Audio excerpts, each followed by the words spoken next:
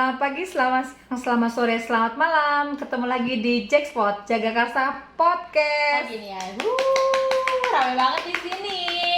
Halo Mbak Ita. Halo Mbak Era, lama ya kita nggak ketemu. Iya, di setelah podcast ya. sekian purnama ya, Terakhir kita kita bertemu tuh lagi Desember pas hari Ibu. Desember ya Iya. ampun. Mbak Ita, kita mau bahas apa nih bulan Februari yang penuh cinta ini? Kalau Februari kayaknya enaknya ngomongin cinta ya. Iya. Walaupun kita nggak merayakan Valentine's Betul ya. sekali, Ya Mbak ampun, Ita. bukan ABG yang kinyes-kinyes. Selamat hari Valentine, Beb. Coklat dong. Coklat dong. Enggak sih ya, tapi ya nggak apa-apa kita ambil momennya aja kali Iya, ya, betul karena sekali. membicarakan cinta tuh emang nggak ada habisnya. Dan Aha. masih juga bulan Februari, Iya. tapi ya bulan Februari kayaknya waktu yang cukup banyak nih apa ya, berita-berita, kabar-kabar atau hal-hal yang ya pokoknya enak deh ngomongin cinta kalau bulan Februari gitu ya. Asik.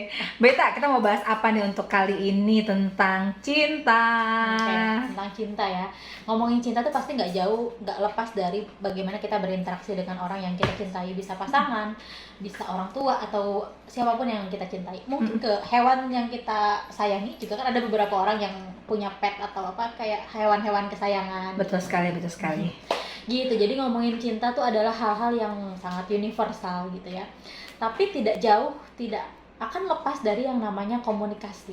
Komunikasi. Komunikasi.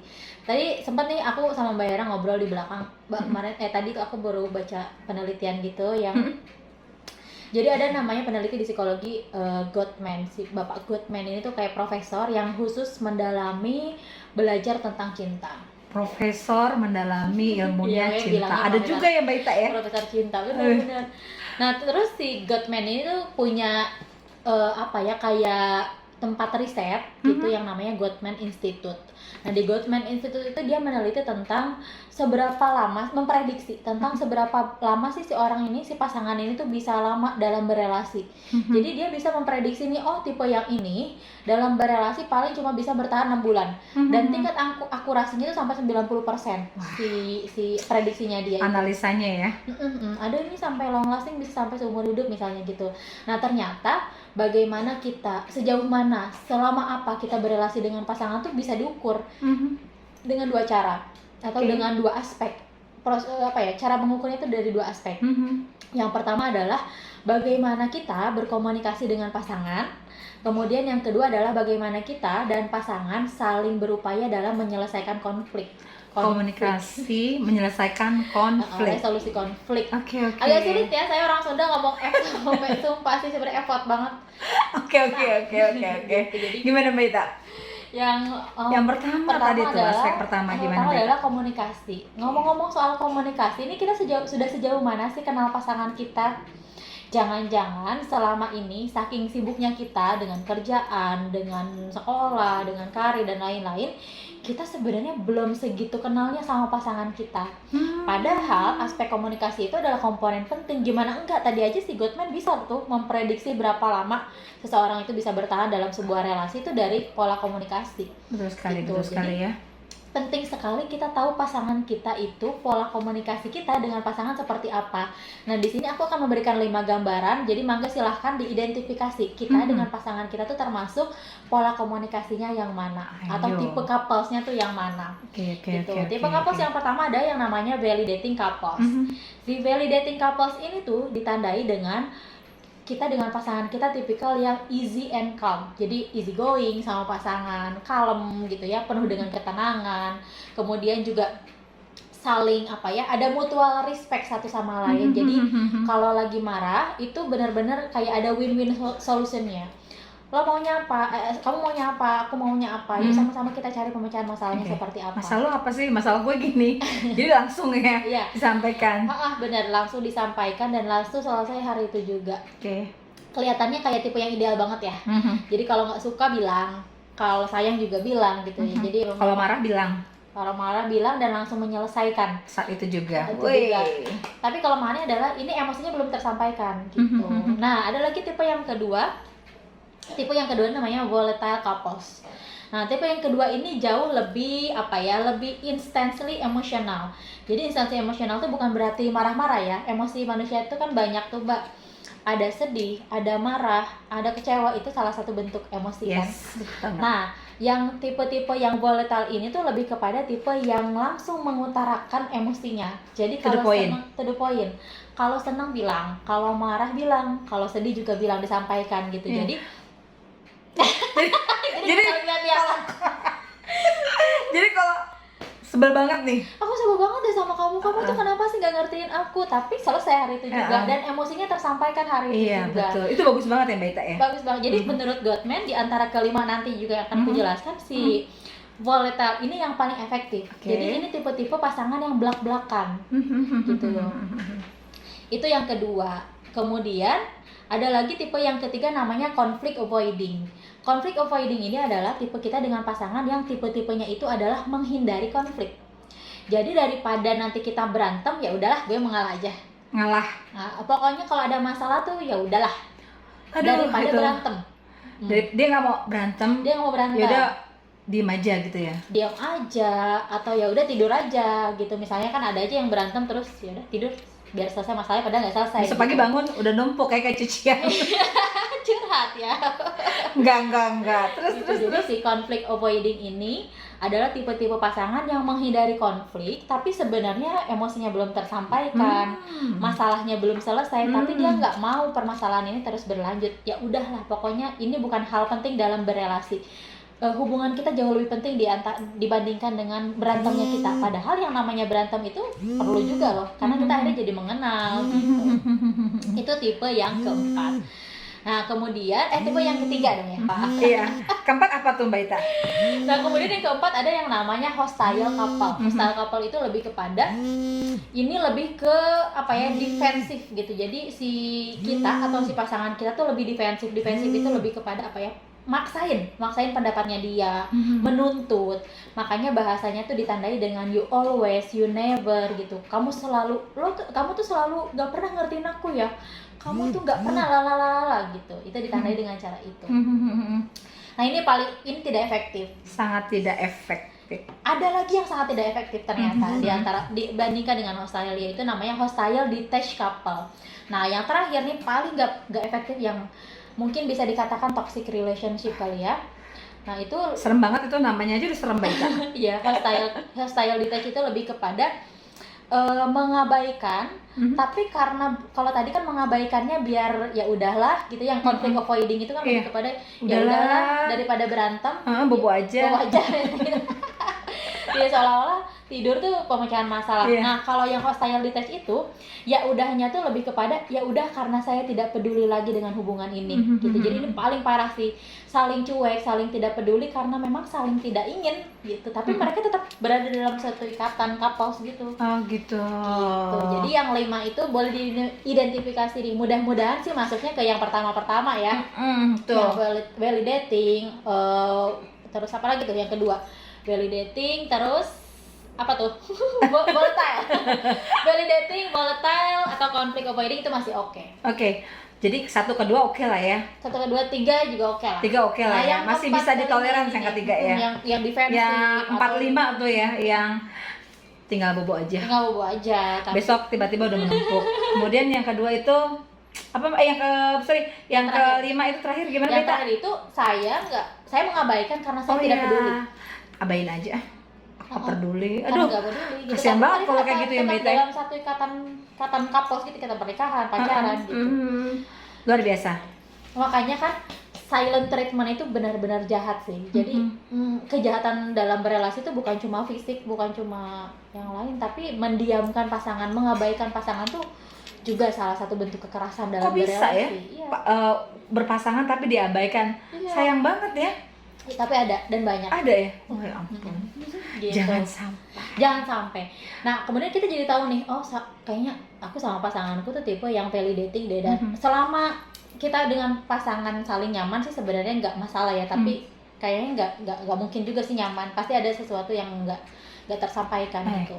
Maka penting sekali juga untuk mengetahui nih. Jadi ada namanya bahasa cinta, Mbak Ira. Mungkin pernah dengar juga ya istilah bahasa cinta. Pernah dengar. Lagu yang pernah dengar. Itu bahasa kalbu. Itu bahasa kalbu, Beb. Ini bahasa cinta. Jadi ada Gary Chapman ya namanya ya. Terus dia meneliti gitu dia membuat teori tentang 5 bahasa cinta dalam manusia.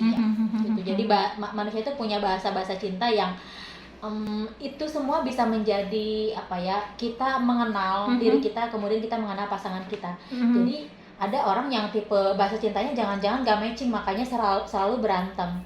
Nah, kita harus tahu dulu nih bahasa cinta itu apa aja. Oke, bahasa cinta apa aja? Catat. Yang pertama adalah word of affirmation. Word of affirmation itu adalah kata-kata penuh dengan afirmasi positif. Jadi memuji, menyanjung, kata-kata positif. Dan misalnya, Beb, kamu cantik banget sih. Kamu tuh bagaikan rembulan di malam hari. Jijai ya. Nah, di beberapa orang nyaman digituin. Oh iya. Jadi kalau tapi bukan aku banget kayak aku juga bukan sih kayak mau muntah asli. Aku jadi panggil sayang sama pasangan gitu kayak gitu. Jadi ada banyak yang suka. Banyak yang bahasa cintanya itu. Nah, jadi bahasa cinta itu kita menerima juga kita memberi. Mungkin kita tipenya memberi nih, tapi kita nggak suka menerima dengan bahasa yang itu. Misalnya gini, bahasa cinta kita kalau ngasih ke orang tuh sukanya afirmasi, tapi belum tentu pasangan kita menerimanya, sukanya di afirmasi. Jangan-jangan itu kita nggak cocok. Pasangan kita maunya bahasa cinta yang lain, tapi kitanya ngasihnya pujian, padahal si pasangannya sebel gitu, dibilang cantik, dibilang sayang, dibilang beb gitu, nggak suka gitu. Jadi kita harus memahami, kan kita mau berpasangan sama dia nih, berarti kita yang harus ngikutin dia. Iya. Ngikutin atau harus saling mengikuti ya. Jangan mengikuti aja, tapi harus saling melengkapi. Betul, dan kita pun harus kasih tahu ke pasangan, aku kayaknya nggak suka sih dipanggil itu. Iya. Gitu. Jangan dipanggil beb. Panggilnya apa dong? Bebek. Gitu. Itu tipe yang pertama. Yang kedua ada namanya tipe receiving gift. Receiving gift itu kan menerima hadiah ya. Nah, hadiah di sini tuh bukan dalam arti hadiah yang sifatnya mewah, besar dan lain-lain, tapi lebih kepada hal-hal yang boleh jadi itu sederhana tapi memiliki makna tertentu buat orang tersebut. Misalnya nih, dulu aku pernah, ini bahasa cinta tuh nggak mesti dari pasangan ya, dari orang lain juga boleh. Dulu aku pernah ikut pelatihan yang itu sampai 6 hari. Nah, selama 6 hari itu kerjanya begadang, siangnya ngisi materi, malamnya ngerjain soal. Malamnya evaluasi dan lain-lain lah. Nyiksa banget, Beb. Malam-malam ngerjain soal. Nah, kan itu cukup melelahkan. Terus ada orang yang ngasih aku minyak angin. Minyak angin kan murah ya, berapa sih di Indomaret? Paling cuma 20.000 kan, nyampe sampai berjuta-juta kayak tas Hermes atau apa kan. Iya. Tapi buat itu bermakna. Karena butuh ya. Karena butuh, makanya udah 6 hari pelatihan. Aku merasa sangat disayangi, merasa sangat diperhatikan gitu. Padahal itu nggak seberapa. Nah, jadi bentuk receiving gift tuh kayak gitu. Gak mesti selalu yang sifatnya besar. Nggak cie-cie juga itu dari kok. Gitu. Jadi kalau dibawa, ini minyak angin pas banget, lagi pusing kepala, seru banget ya. Nah, itu tipe yang kedua. Kemudian tipe yang ketiga, ada lagi namanya act of service. Act of service itu adalah melayani kali ya, memberikan servis lah gitu. Misalnya nih, tipe-tipe act of service tuh kemarin pasanganku. Jadi kayak kita waktu itu groceries ke supermarket gitu, kayak belanja biasa gitu. Terus dia selalu nggak pernah membiarkan aku bawa kantong belanjaanku sendiri gitu. Padahal ya sebenarnya kalau bawa sendiri pun nggak berat juga sih, bisa juga. Udah biasa soalnya ya. Sering shopping. Gitu. Oke, itu ngebawain doang ya, kresek ya. Udah seneng banget. Udah kresek, udah seneng banget. Gimana abang-abang yang, Bu? Enggak juga sih. Enggak gitu juga, Beb. Oh gitu. Iya. Terus aku pernah juga tuh Mbak waktu itu nanya kan ke temanku. Temanku cerita, aku ngerasa pasanganku tuh terlihat seksi saat dia memasangkan rak piring di dapurnya. Masangin rak piring buat orang tuh itu seksi, karena itu bagian act of service. Iya. Ya nggak apa-apa, nggak usah kita ketawain juga, tapi kayak geli aja gue gitu ya. Seksi, maksudnya seksi gimana? Karena dia merasa, oh ya ampun, pasanganku memenuhi kebutuhanku. Kan aku butuh banget rak piring ini. Jadi dia melihat si pasangannya itu ganteng banget saat si pasangannya itu ngebetulin rak ya, angkat galon. Angkat galon itu kan sederhana gitu ya. Iya. Jadi ada tipe yang seperti itu. Luar biasa. Kemudian yang tadi apa sih? Tadi yang pertama tuh afirmasi. Yang kedua adalah gift. Yang ketiga tadi service. Nah, kemudian yang keempat ada namanya quality time. Quality time itu ditandai dengan itu tadi waktu berkualitas. Jadi kita memberikan waktu berkualitas untuk pasangan kita gitu. Jadi mungkin tipe-tipe yang sering jalan, sering teleponan sampai berjam-jam. Pokoknya setiap kali pasanganku butuh, aku akan selalu hadir untuk dia. Kayak gitu. Kamu butuh, saya datang. Iya. Gitu. Coba ngasih kode, aduh di sini hujan nih. Oke, Beb, aku jemput. Aduh pengen coklat. Ada coklat. Itu termasuk gak sih? Itu lebih kepada quality time sih, waktu. Oh gitu. Indikatornya waktu. Kalau coklat tadi mungkin gift. Oh gift ya. Bikin status nih. Aduh pengen bakso. Langsung ada. Itu gift ya. Gift ya. Gift. Ada. Oke. Nah yang terakhir ini adalah bahasa cinta yang physical touch. Jadi senangnya tuh dipeluk, udah kamu disentuh. Disentuh. Gitu. Jadi bahasa cintanya tuh disentuh. Nah balik lagi, kita harus tahu pasangan kita ini bahasa cintanya apa. Kalau misalnya bahasa cintanya dia adalah word of affirmation, karena kita ingin berrelasi dengan dia, maka biar kita pahami dia, ya udah kita belajar. Walaupun kita nggak kayak gitu nih, mungkin kita tipenya yang act of service tadi, aku lebih suka dibawain barang-barang, dilayani, dijemput kayak gitu. Sedangkan pasangan kita mungkin afirmasi nih, ya nggak apa-apa, kita belajar untuk memberikan itu. Tapi jangan lupa kita juga kasih tahu ke dia, aku nggak suka sih dipuji-puji kayak gitu, aku maunya kayak gini gitu. Jadi belajar untuk saling menerima kelebihan dan kekurangan pasangan masing-masing. Itu cocoknya begitu kali ya Mbak Ita ya. Betul. Saling memahami juga sih ya. Gitu. Jangan-jangan selama ini tuh kita sering berantem gara-gara itu. Kita nggak suka nih sebenarnya ditelepon terus, kan ada yang kayak gitu ya. Tapi aku lebih sukanya dikasih hadiah misalnya gitu ya. Nggak apa-apa, sampaikan aja. Gitu. Luar biasa. Jadi semuanya itu ternyata ada tahapan-tahapan, ada jenis-jenisnya ya Mbak Ita ya. Benar. Nah, buat sahabat Tehat, jadi tahu kan sekarang ternyata ada jenis-jenisnya. Nah, kita harus menguasai itu semua. Keren banget Mbak Ita, keren banget. Informasinya jadi menambah lagi wawasan buat kita semua yang sudah mempunyai pasangan pastinya. Yang belum juga semoga. Oh, yang belum juga. Jadi lebih lagi belajar dan lebih mau mulai lagi ya. Jadi kalau mau mulai itu udah tahu lagi ilmunya sih seperti itu ya. Semoga segera menemukan juga ya, karena tadi yang aku bilang, ketika kita connect dengan pasangan gitu ya, memiliki koneksi yang baik dengan pasangan, maka kebaikan-kebaikan di diri kita tuh, atau hal-hal positif di diri kita akan terus bertambah gitu. Jadi ya mudah-mudahan ketemu dengan pasangan. Amin, keren banget Mbak Ita. Jadi nih tadi dari A sampai Z, apa sih clue-nya apa sih? Clue-nya itu Mbak Ita untuk pasangan kita ini, untuk mendapatkan pasangan agar ideal. Kemudian untuk yang sudah berpasangan itu apa tuh? Clue-nya apa sih biar supaya langgeng, adem? Itu seperti apa Mbak Ita? Itu yang tadi ku bilang ya, ternyata kalau balik lagi ke penelitian si Gottman tadi di awal, bahwa ternyata umur kita berelasi dengan pasangan itu bisa diprediksi dari dua hal. Yang pertama adalah bagaimana kita berkomunikasi, yang kedua adalah bagaimana kita menyelesaikan konflik. Terlihat sederhana memang komunikasi itu kayak ngobrol, tapi ternyata maknanya besar. Betul. Itu maka komunikasi ya. Benar, ngobrol lah sama pasangan. Jangan-jangan selama ini kita sibuk menjadi seseorang yang ideal, tapi lupa bahwa kita punya pasangan yang juga membutuhkan kita, juga kita membutuhkan pasangan kita. Oke, jadi kunciannya adalah komunikasi. Kelihatan sederhana memang, tapi ternyata maknanya sebesar itu. Sekali. Besar banget tuh Mbak Ita. Dan akhirnya kita tahu pentingnya komunikasi yang efektif tuh buat pasangan, kemudian buat rekan kerja pun ya perlu sekali. Jadi luar biasa sekali manfaat dan pentingnya berkomunikasi. Benar. Oke Mbak Ita, terima kasih banyak untuk materi hari ini, keren banget. Cinta. Oke, makasih Mbak Ita. Oke, semuanya sahabat sehat, saya ucapkan terima kasih. Selamat pagi, selamat siang, selamat sore, selamat malam.